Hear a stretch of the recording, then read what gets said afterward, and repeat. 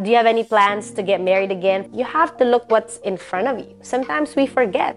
If priority mo ang isang bagay, you will make time for it. You have to live for yourself, nobody else. Ang pinaka-importanting tao para sa'yo ay ikaw. Every day is a moment. Right now, this is a moment. You gotta take your own time and enjoy life. Follow your heart, find your passion, and get to know yourself. And that's the best gift that you can ever give yourself, is to never give up.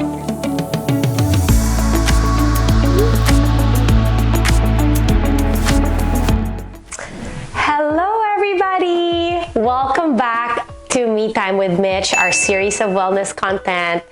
It's been a while, I know. For this month's episode, we are going to chat about building habits for 2022. Bakit pa importante to set goals? Why is it important to build new habits to become the best version of yourself, right? Without feeling pressured by it. And with that, isi-share ko sa inyo ang aking mga tips and magchichikahan tayo. Alright. How can we start building better habits for 2022? Again, it's really important to journal.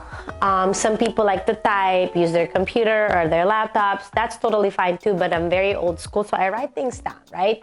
How ko ba in-identify in the beginning? I did not like na palagi ako nagko-complain, I don't have time. And that's not true. We all have the same 24 hours, especially moms, single moms, marami tayong ginagawa. But to be honest, if priority mo ang isang bagay, you will make time for it. Maybe you need to change your narrative. Maybe you need to change that type of mindset. That's the first thing you need to do. Paano ka magbe-build ng better habits? First, change your perspective. Because hindi naman magbabago everything that's around you, your habits, your everything, your day-to-day, kung ang perspective mo is always negative, right? Sinet mo na yung intention mo na, oh, it's never gonna happen for me. And the universe is always listening. Second, write down your daily tasks para hindi ka masyadong overwhelmed. And sometimes, just doing top 3. Anong top 3 priority for that day? If you're a full-time stay-at-home mom, is it the laundry? Maybe you have 4 loads of laundry. Groceries, cleaning the house. Maybe cleaning the house can go for another day kasi washing and doing laundry on its own takes 2 to 3 hours, right? So, prioritizing kung ano pinaka-importante for that day. Don't be afraid to ask for help. And then if it's about your health, and you want to be healthy, what are you currently doing? What did you do last year? What are you not doing to reach those goals? And you would know the answer kasi alam mo sa sarili mo. You sleep late, try sleeping early. And then don't take a nap throughout the day. Trust me, if busy ka buong araw by 9 o'clock, I bet you matutulog ka na. Any recommendations for books? I started, you can read You Are a Badass. I've recommended this before, Gratitude Journal. This will change your mindset. I truly believe na by just starting, when I started using this, talaga nag-iba. Kasi the questions here are not just, oh, what are you grateful for today? They're very basic, right? But let me just give you an example. You can write your date, tapos may mga simple quotes that says, if it sounds good and it feels good, then it is good. One way I am living the life I want. An unforgettable memory I treasure. One of the best parts about being me. You're celebrating you. And this is why I say, oh, don't focus on the negative things, right? Don't focus on, well, I'm this, I'm that. Like, obviously, just because you want to change a habit doesn't make you a bad person. It doesn't mean that you're the worst, right? It's just, you just want to be the best or better version of yourself. If you think that there's something lacking, you can change that. And you should never feel bad about that. One of the best parts about being me, celebrate yourself. Something I currently have that I've always wanted. That is a very good question that keeps coming up on this journal, this book, because sometimes masyado tayong focus sa wants, future. But then we forget to realize na what is something that I have, that I want in my life na nandiyan na parang tinitake for granted mo, right? Like, you have to look what's in front of you. Sometimes we forget and we always just focus on the negative things, kung ano yung wala tayo, and we just neglect the things that God has given us. So, changing your mindset and your perspective, that's one way. What are your new and better habits for 2022? For me, I would say, again, my priorities for this year completely changed because now, trying to really focus on me, being the best mother to Anika, new career, I wouldn't say new, but then my career, I really have to focus on that, right? But yeah, so yun ang top 3 ko for me. And I guess, in regards to like fitness-wise, like habits that I want to do, I feel like I need to run more in order to improve my performance sa mga race na gusto ko. I guess also, meditating, I've been kind of consistent, but I feel like I can take it to the next level. By tracking your habits, writing things down, really important on how to change them. Like, I did this thing and I plan to do it this year. All right, here's the thing. Kahit simpleng notebook lang. Write at least 10 habits that you want to change. If you don't drink enough water, drink 10 glasses of water a day. Make my bed. Journal. Exercise for 45 minutes. Read a book in the morning. Read a book at night. These are tiny habits, but it's going to change your life tremendously because now you're going to operate on a different level. And then every day, itatali mo siya. If you did it today, X kapag hindi. And then towards the week, mag-score ka, right? And you'll see, kung marami kang X for that week, then that's something you need to really focus on. And iba-iba tayo. Like for me, important sa akin, I like a clean space. I like to make my bed because I just operate differently. I just don't like coming home to a bed na magulo, right? And it's simple, but then it actually has an effect on you. Organization.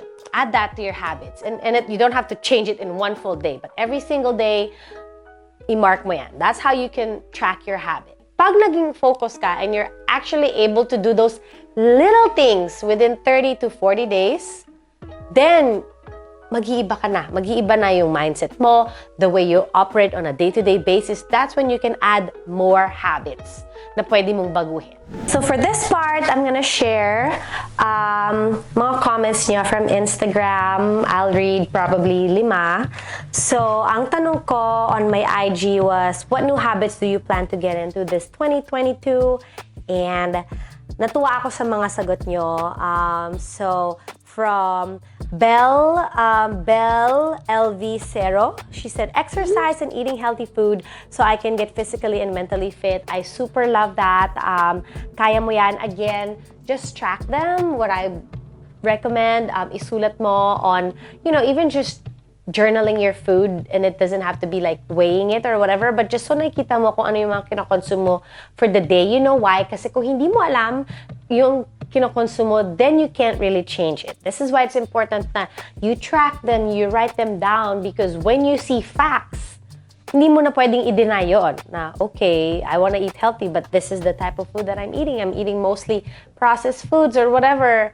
You're always eating out, hindi mo tinatrack kung ano yung mga kinakain mo, then that's how you can start changing those habits. So, Manilyn Rama, reading, goal at least 10 books this year. Perfect. I love that. Very specific, and it's not impossible. 10 books in 1 year is doable. You could read you could even do 12. You can read 1 book per month.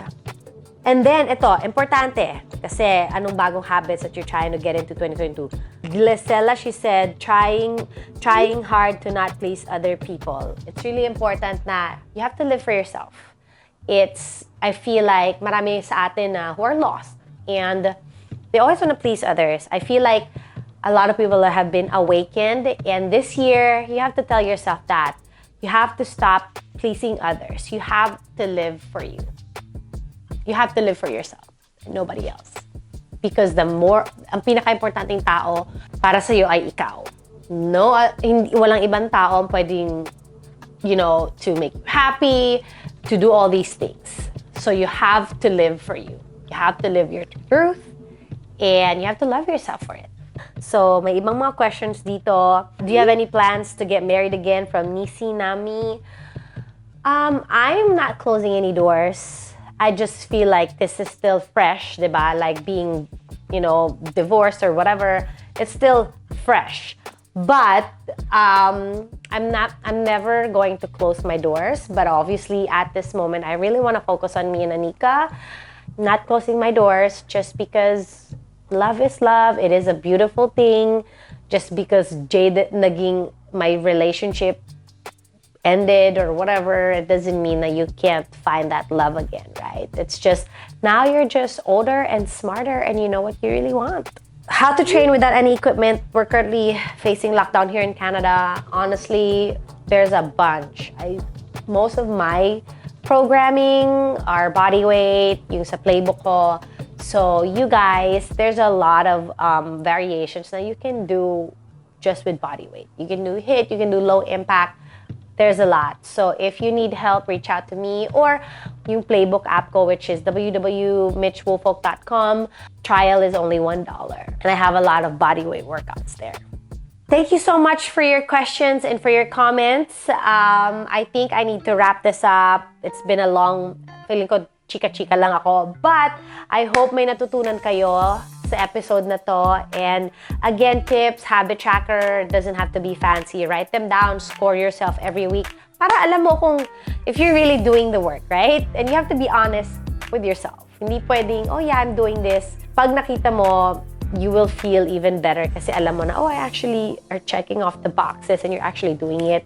If you guys have any comments, suggestions, just put them in the comment section below, and I will see you guys again soon. Thank you for watching. Thank you for subscribing. If you haven't yet, click the like and subscribe.